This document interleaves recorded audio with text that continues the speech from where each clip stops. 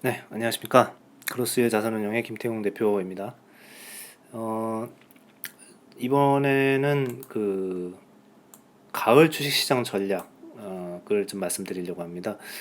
저희가 한 두 달 전에도 주식시장 전망을 한번 올렸었는데요.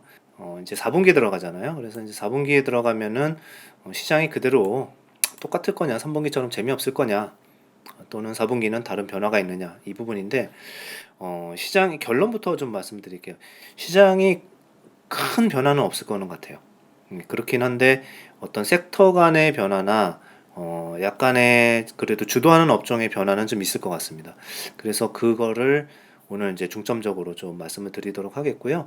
그리고 전에 3분기 때에 내내 체크했던 우리가 5가지 포인트들이 있잖아요. 거기서 지금 바뀐 것들이 뭐가 있는지 이런 변화도 좀 같이 보시면은 도움이 되실 것 같습니다. 그래서 저희가 늘 점검하는 5대 체크 포인트부터 먼저 말씀을 드리도록 할게요. 예.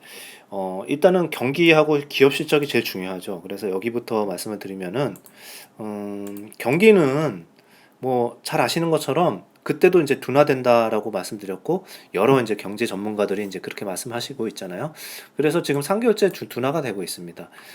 좀 이따가, 그러니까 이제 10월 초에 발표될 ISM PMI 지수도 아마도 이렇게 약간 둔화될 거예요. 왜냐면은 뭐 잘 아시다시피 우리가 이제 3분기 내내 델타 변이가 생겼고 또 돌파 감염이 있었고 이래가지고 뭐 선진국 같은 경우는 접종률이 거의 뭐 70% 또는 그 이상인 국가들도 있었는데 어 지금 돌파 감염 때문에 경기가 소비도 그렇고 경기가 전체적으로 둔화가 됐었죠.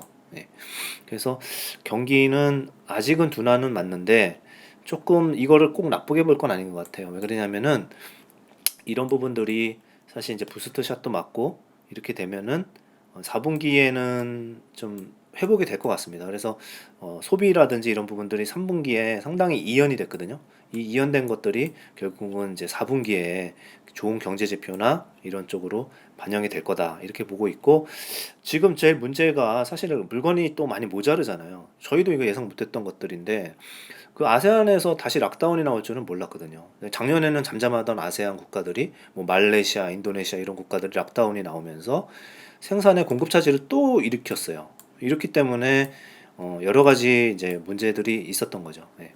그래서 이 부분들 근데 이제 지표 보시면 아시겠지만 지금 이제 코로나 이거 다 줄어들고 있죠. 예, 신규 확진자 우리나라 빼고는 점점 줄어들고 있습니다. 아세안도 줄어들고 있습니다. 그래서 4분기는 지금 현재 우리가 보고 있는 현상보다는 좀 좋아질 거다. 그래서 약간 희망적인 말씀을 먼저 드리고 시작을 하겠습니다. 그런데 이제 반면에 그 기업 실적 같은 경우는 사실 너무 좋았어요. 그동안에. 요게 이제 기업 실적 이익이 계속 상향 조정되고 있다라는 모습을 보여드리는 건데 그러다가 지금 3분기에 그 대신 저희가 워닝은 분명히 드렸죠. 이제 실적이 약간은 옆으로 눕는다. 그래가지고 계속 상향 조정이 세게는 못 되고 있다. 그 다음에 예상치를 비트하기가 좀 어려워진다 점점 이런 말씀을 드렸었어요. 그런데 지금은 조금 더 나빠집니다. 나빠져가지고 기업 실적이 약간 특히 한국을 포함한 이머징 국가들은 하향 조정이 좀 시작이 되고 있습니다. 그래서 이제 잘 보시면은 중국 같은 경우 이게 최근 한 달간의 순이익 변화치예요. 중국 나빠지고 있죠. 한국도 여기 한국입니다. 그리고 인도네시아죠. 이렇게 전체적으로 아시아 이머징 국가들이 좀 안 좋아요. 근데 그 국가들이 공통적으로 코로나의 영향권에 있던지 아니면 중국처럼 긴축이나 구조조정을 하고 있던지 이런 국가들인 겁니다.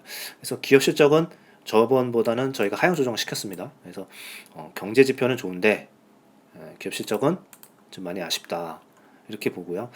그리고 반도체 때문에 사실 이런 게 있어요. 한국 같은 경우는 더 하향 조정 더 될 거거든요. 그런데 그 반도체 때문에 그런데 반도체 가격 지수가 전망치가 좀 더 나빠지고 있거든요. 그리고 또 하나는 기업이익이 지금 뭐 하이닉스도 그렇고 삼성전자도 그렇고 4분기가 좀 높게 돼 있어요. 이게 좀씩 내려와야 돼요. 그런데 이게 주가가 똑같이 이만큼 내려올 거다? 이건 절대 아닌 것 같습니다. 왜냐면은 저도 뭐 주식시장에 오래 있었지 않습니까? 보시면은 상반기에 그 삼성전자랑 하이닉스가 실적이 그렇게 좋아지고 반도체가 그렇게 좋았었는데 이때의 수급이 나빠지면서 특히 외국인과 그 다음에 기관이 코스피를 60조 팔았죠. 예, 여기서 어떻게 버팁니까? 예. 이걸 못 버티고 결국은 주가는 빠진 건데 이때 펀더멘탈은 되게 좋았다고요. 예. 마찬가지로 약간 하향 조정이 되더라도 지금 외국인이 더 이상 안 팔고 있죠. 예. 그리고 기관들도 팔자 다 끝났다고 계속 말씀드렸습니다. 그래서 이게 반드시 어닝 하향 조정이 삼성전자 주가를 끌고 내려갈 거다 이런 뜻은 아닙니다. 네. 그렇지만은 팩트는 팩트이기 때문에 조금 특히 내년도 이익은 조금 하향 조정이 되고 있다 이렇게 보셔야 될 것 같아요.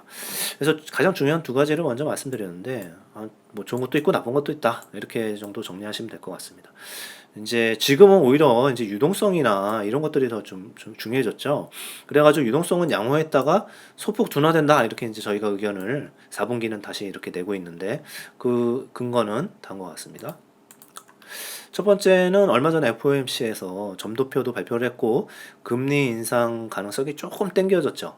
네, 조금 땡겨졌어요. 그리고 테이퍼링은 결정 났으니까 이거 악재 아닙니다. 테이퍼링은. 그리고 이런 것들을 반영하고 있는 게 바로 실질금리입니다. 네, 실질금리가 계속 옆으로 누워서 마이너스 1%대 들고 있으면 손해인 이런 마이너스 1%인데 지금 마이너스 0.8까지 올라갔어요. 그래서 아직도 이제 현금 들고 있으면 손해입니다. 국채 들고 있어도 손해인데 그래도 물가보다 낮기 때문에 손해란 말씀입니다. 그렇지만 이제는 이게 빨리 올라오고 있다. 이제 이 부분들은 실질적으로 무엇이냐? 두 가지 중에 하나죠. 하나는 경기 회복을 반영한 게 하나 있고요.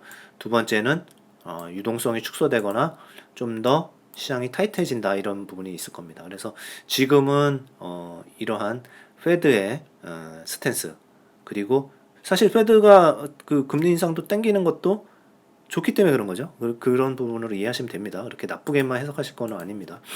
그래서 소폭 둔화된다 이렇게 보시면 될 것 같습니다. 그래서 이런 것들이 상당히 많이 실제 심리에는 반영이 되고 있어요. 투자 심리를 말씀을 이제 두려움의 영역에 있다 이렇게 표현을 했는데 이거는 이렇게 나쁜 데에 쓰는 게 좋은 거예요. 이거 이제 그 전에도 말씀드린 Fear and Greed 인덱스입니다. CNN에서 발표하고요. 이쪽으로 가면은 시계가 여기 Extreme Fear 그러니까 아주 공포죠. 여기는 네 Extreme Greed 그러니까 그 되게 화랑이라는 거죠. 네.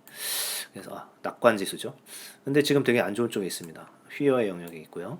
이게 2년간의 시기열인데 이 정도에 와 있어요. 40점 밑에. 근데 여러분 이런 밑에 30 밑에서 주식 사시면은 거의 8, 90% 확률로 수익이 납니다. 이거 미국 지수 기준입니다.